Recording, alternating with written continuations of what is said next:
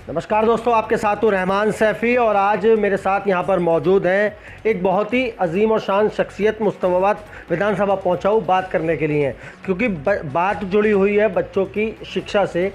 दिल्ली सरकार की एक कमेटी जिसका SMC के नाम से कमेटी है, जिसके सलीम साहब जो है कोऑर्डिनेटर हैं मुस्तफाबाद विधानसभा से, क्योंकि बात शिक्षा से जुड़ी है और साथ ही निगम के चुनाव बहुत ही नज़दीक आ गए हम उसके, तो उस सिलसिले में बात करनी थी, इसलिए आज सलीम साहब के पास पहुंचा हूं। सलीम साहब, बहुत बहुत स्वागत है आपका। सबसे पहले तो मैं यही बात आपसे जानना चाहता हूं, ये जो SMC जो कमेटी है ये किस तरह के काम करती है और किस वर्ग के बच्चों के लिए करती है? हाँ, बहुत बहुत शुक्रिया सर। देखिए, ये SMC जो है स्कूल मैनेजमेंट कमेटी है, क्योंकि जब आम आदमी पार्टी की सरकार दिल्ली में बनी थी तो असल में चैलेंज था कि स्कूलों तक सरकार कैसे पहुंचेगी। यानी अब से पहले जितना एजुकेशन का ढांचा बिल्कुल ख़राब चल रहा था, जर्जर चल रहा था, सरकार को पता नहीं था कि स्कूलों में क्या चल रहा है, स्कूल कैसे चल रहे हैं, बच्चों को काफ़ी परेशानियों का सामना होता था।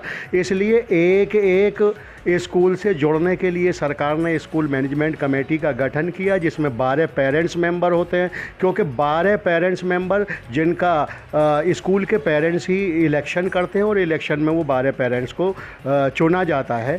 एक सोशल वर्कर होता है उसमें, जो दिल्ली का डिपार्टमेंट की तरफ से, एजुकेशन डिपार्टमेंट की तरफ से आता है, और एक MLA साहब खुद उसमें, या रिप्रेजेंटेटिव MLA साहब का होता, प्रिंसिपल साहब होते। तो देखिए, स्कूल में क्या परेशानी चल रही है, क्या दिक्कत चल रही है, स्कूल में पानी पीने का साफ़ नहीं है, स्कूल में मिड डे मील कैसा है, स्कूल में पढ़ाई कैसी चल रही है, तो वो आखिर हमारी सरकार को कैसे पता चले, उसके लिए SMC का गठन किया गया। जो SMC के लोग इन सारी चीज़ों पर ध्यान रखते हैं और स्कूल चलाने में सरकार की पूरी मदद करते हैं, वो ही स्कूल मैनेजमेंट कमेटी है। क्योंकि स्कूल का दर्द, अपने बच्चे का दर्द पेरेंट्स से अच्छा कोई नहीं जान सकता, और जब पेरेंट्स एक अपने बच्चे के लिए जिस सुविधा के लिए स्कूल जाते हैं, तो समझो उस स्कूल में पढ़ने वाले 3000 बच्चों के लिए वो सुविधा ऑटोमेटिक मांग रहे हैं। तो वो 2000 से 2500 जो पेरेंट्स होते हैं जिनके बच्चे उस स्कूल में पढ़ रहे होते हैं, उनकी आवाज़ बन के स्कूल में काम करते हैं। ये स्कूल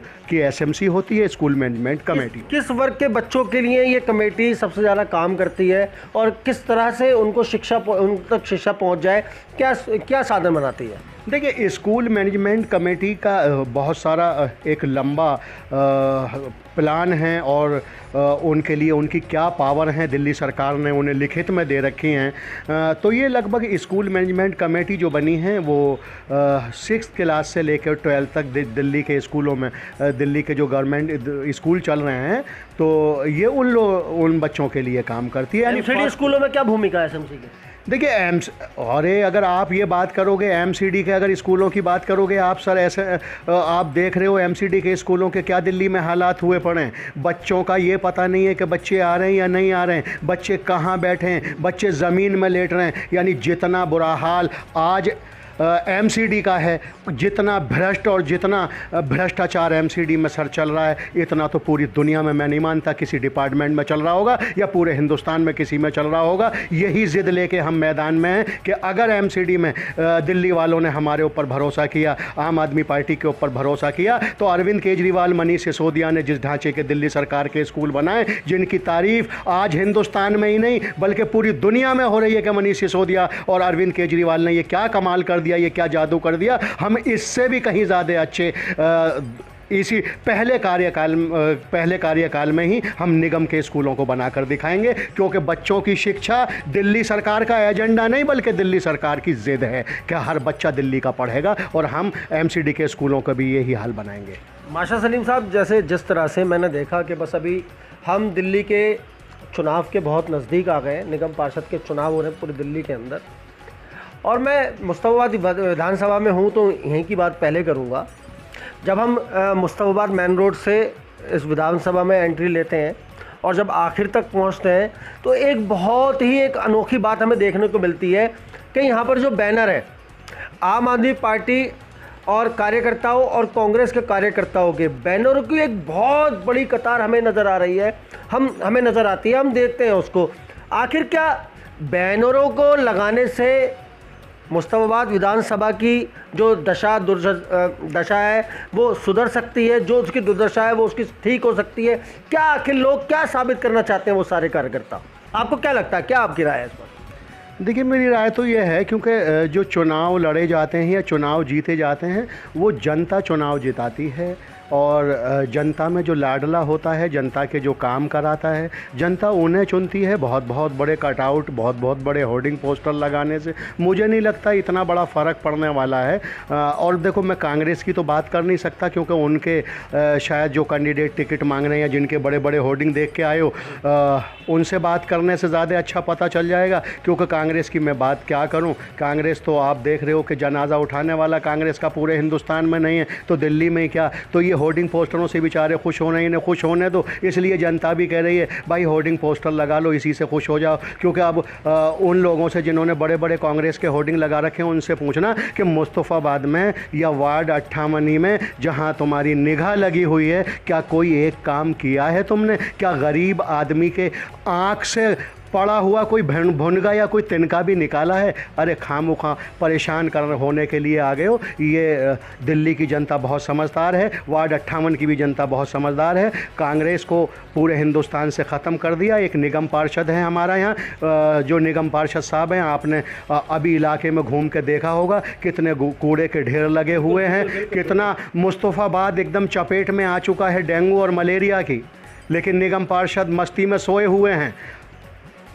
अभी आपने देखा होगा कि एमसीडी ने जो रिपोर्ट दी है पिछले हफ्ते, कहा पूरी दिल्ली के लिए वो जो दवाई मच्छरों को मारने के लिए छिड़की जाती है, हमारे पास केवल 500 लीटर है। भाई, ये जो तुम जन्म प्रमाण पत्र बनने के लिए 2000-3000 रुपये लोगों से वसूल रहे हो, भ्रष्टाचार कर रहे हो, ये जो मृत्यु प्रमाण पत्र में आप कर रहे हो, यानी जन्म मेरे घर में अगर किसी बच्चे का हो रहा है, उसकी जन्म पत्री 3000 रुपये में बन रही है, तो आधा भ्रष्टाचार का पैसा यार पब्लिक पे लगा दो, निगम पे लगा दो, और आधा का भ्रष्टाचार कर लो, तो भी कम से कम पब्लिक थोड़ी बहुत तो दुर्दशा पब्लिक की सुधर जाएगी। लेकिन एमसीडी ने कसम खा रखी है, और अब की बार जनता ने भी दिल्ली की कसम खा ली कि इन बेईमानों को सत्ता से बाहर करना, और एमसीडी में भी अरविंद केजरीवाल को लेकर आना। और बाकी देखिए, होर्डिंग पोस्टर मेरे एमएलए के तो शायद हाजी यूनुस के नहीं लगे होंगे इतने, क्योंकि मेरे एमएलए जो मुस्तफ़ाबाद में रह के काम कर रहे हैं वो ज़बरदस्त काम कर रहे हैं। आपने एमएलए का भी काम देखा है यहाँ, और निगम पार्षद का भी काम देखा, इस बात की गवाही आप खुद दे सकते हैं। मैं एक बात और मैं जानना चाहता हूँ, क्योंकि ज़रूरी है,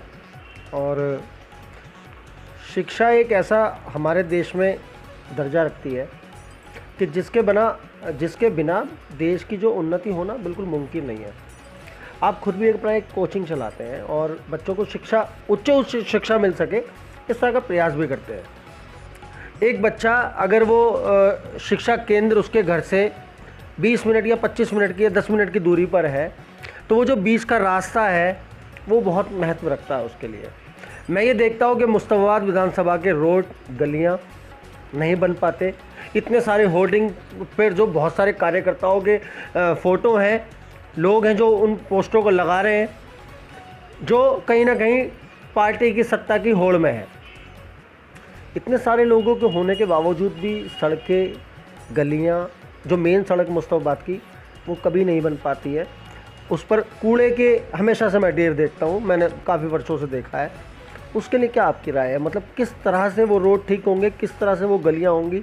आपकी राय क्या है उन लोगों के लिए? देखिए, मेरी राय तो ये है सर, अभी हमें जीते हुए यहाँ हमारे जो एमएलए हाजी यूनुस साहब जीते थे, लगभग 18 महीने 20 महीने हो गए, लेकिन फरवरी में रिज़ल्ट आया और फरवरी में एमएलए बने। जैसे ही शपथ ग्रहण समारोह हुआ तो आपने देखा होगा कि यहाँ कुछ किसी भी भावना से हुआ हो, वो दंगे हुए। दंगों में लगभग ये मुस्तफ़ाबाद एरिया जलता रहा। उसके बाद कोरोना काल आ गया, लॉकडाउन लग गया। लॉकडाउन लगने के बाद एमपी एमएलओ का जितना भी फंड मिलना था वो हर सरकार ने अपनों का रोक लिया था, तो हमारे यहाँ भी थोड़ा सा काम लेट हुआ। लेकिन जैसे ही कोरोना काल ख़त्म हुआ है, ऐसे ही आप एक बार 25 फुटे पर जाइए, 25 फुटे के रोड का निर्माण होना शुरू हो गया है। 33 फुटे जाइए, 23 नंबर गली मेन थी, उस पर जाइए, हाजी यूनुस साहब ने वो काम शुरू करा दिया है वहाँ से। वो ज़बरदस्त काम, मतलब यह है कि चल रहे हैं अब।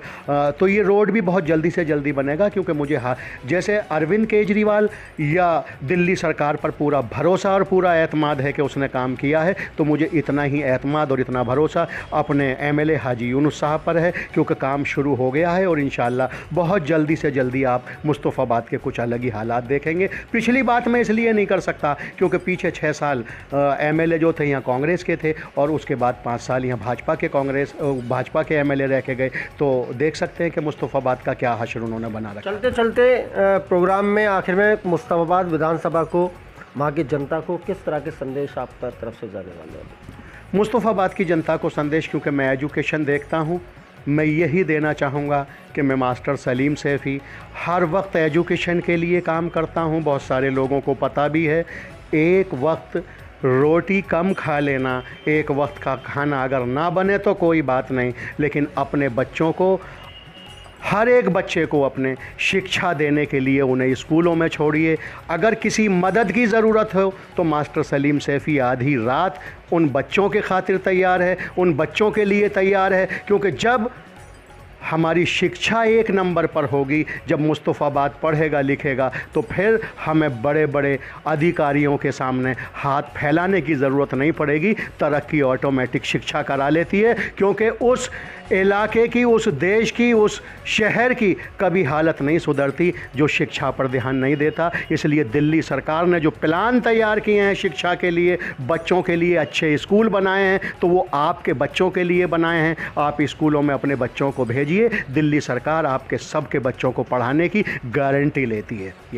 ये हमारे साथ हैं मास्टर सलीम साहब, जिन्होंने शिक्षा को लेकर किस तरह के काम किए और किस तरह के करने की तैयारी में हैं, वो सारी जानकारी हमने आप तक पहुंचाई है। और हम भी एक कमेंट के ज़रिए ये जानना चाहते हैं आपसे कि मुस्तफ़ाबाद विधानसभा की जनता जो है सलीम साहब के बातों से कितने सहमत है। तो दोस्तों, अगले मुद्दे के साथ इसी बात को आगे बढ़ाते हुए दोबारा मुलाकात होगी। जय हिंद, जय भारत, जय संविधान।